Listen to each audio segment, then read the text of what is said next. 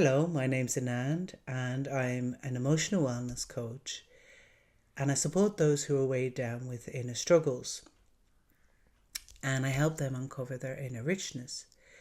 And in today's video, I'm going to explore the third of a 6-part series on the common pain points that I work with my clients.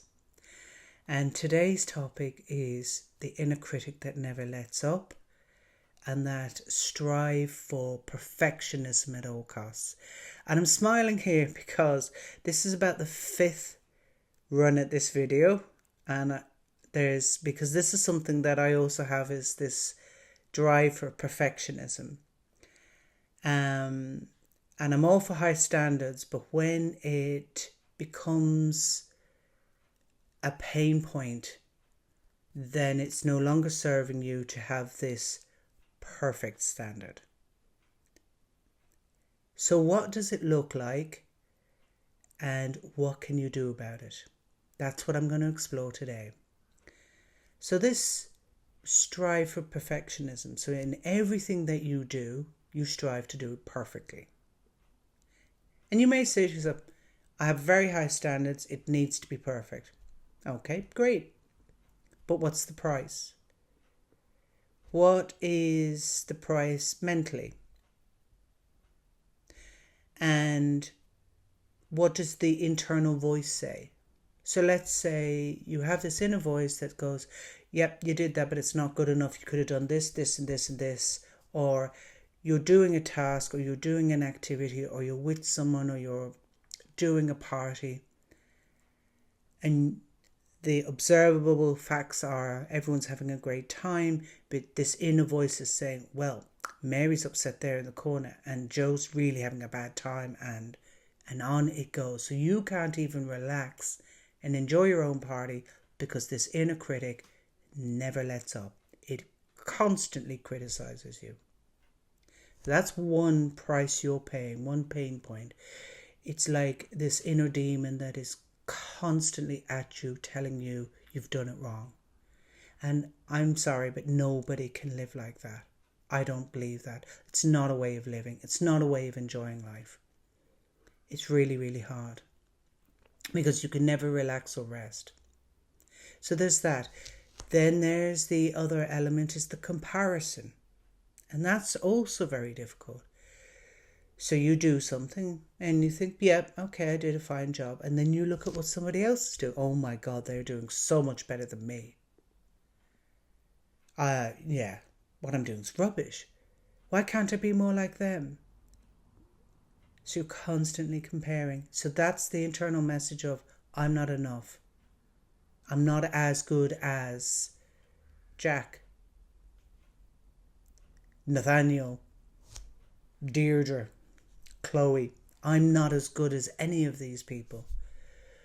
Or you almost kind of use the comparison as a means of beating yourself with a stick. So you might go on a social media platform and see what other people are doing in your field or in your sector or in your lifestyle, and you will receive images that will look or appear to look better than your own life. So then what you have is not enough. So there's a comparison. There's this inner voice that's, you're never good enough. Or perfectionism can really take a stranglehold on you to the point that you won't do anything. So you procrastinate because it has to be perfect. So it's perfect in your mind, but you don't actually do anything. Well, my own experience is that it's better to do something than nothing, because at least there's a movement towards there. And I see this again and again. This is probably one of the biggest pain points I come across with my clients, of they are terrified to get started because in their mind it won't be perfect. So the pain of that voice is so great they won't make that first step. But then that inner critic says, oh, well, you haven't even started. See, you're a total loser or a failure. You know? So you don't win anyway. You're damned if you do and you're damned if you don't with this inner critic.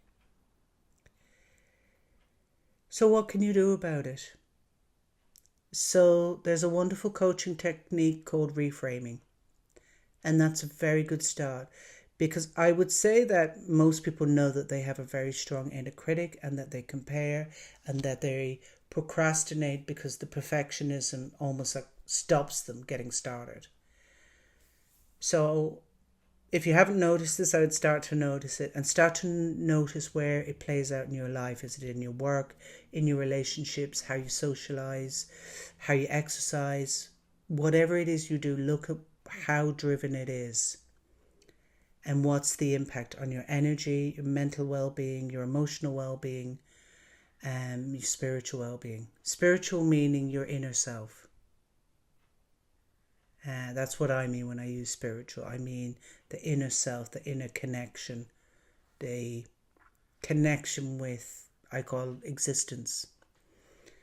But you may have a different spirituality, so whatever way it works for you. So noticing it, but really reframing it. It's about reframing that voice. And the way to reframe it in a way that I find successful is by looking at the evidence. So let's say you do something well. It's really important. I did talk about this in last week's video as well, of writing it down or making a note through a voice note, writing it, doing a visual image of the thing that you did well, and put it somewhere where you can see it on a regular basis to remind yourself. Start listing down all the things that you've done well at, including the grades or the achievements or whatever.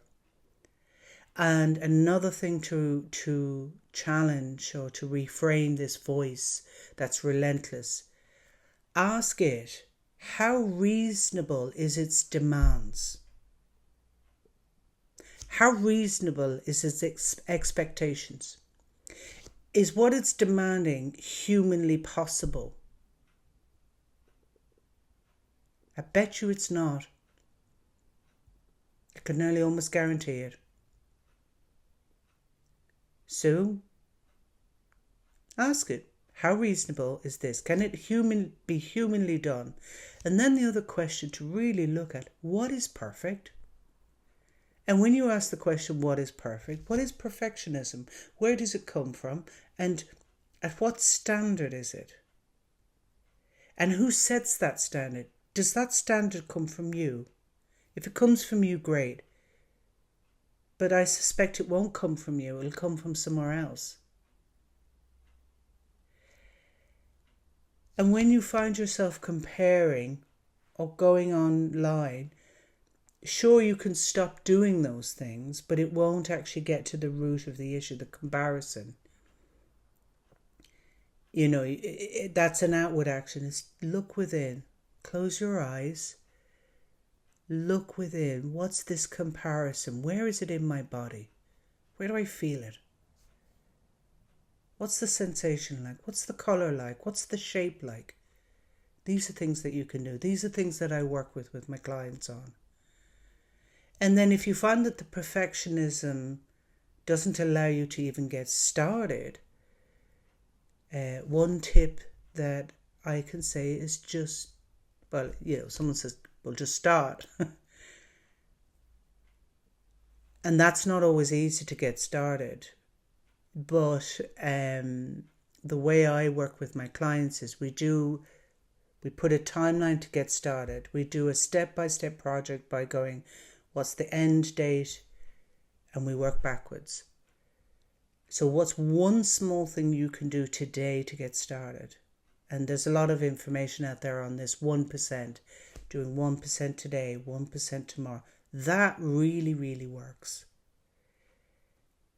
And at the same time, ask the perfectionism voice, the inner critic, is the standards that you're setting for me, are they humanly possible? Is it better to get started and make a mistake, or to not start at all? That's another question to ask yourself. And a final question is, what does failure feel like? Have you ever even experienced failure? So These are just some things that you can do to challenge that inner critic, to address it, or to speak with it with care and compassion. To say, listen, I'm human. I'm not able to meet those standards that you expect from me. I'm not able for that. These are my limits. Actually, the kindest thing that you can do to take away is to recognize your limits. These are my limits. This is what I can do in the energy that I have today. Because you don't know tomorrow or the next day. But today, these are my limits. This is as much as I can do. That's something that I have found tremendously helpful. And it takes that extreme pressure away. So I hope this has been of help for you. If you do have that inner critic that is relentless, you have my empathy, because it's pretty awful. But I hope that today, from this video, that you'll make a start to say, okay, buddy, we've had enough. Things are going to change around here. And see how you get on with those few approaches I've shared. And if you need further support, you can book a free 1-hour insight call with me below. Thank you, and I'll see you again. Bye-bye.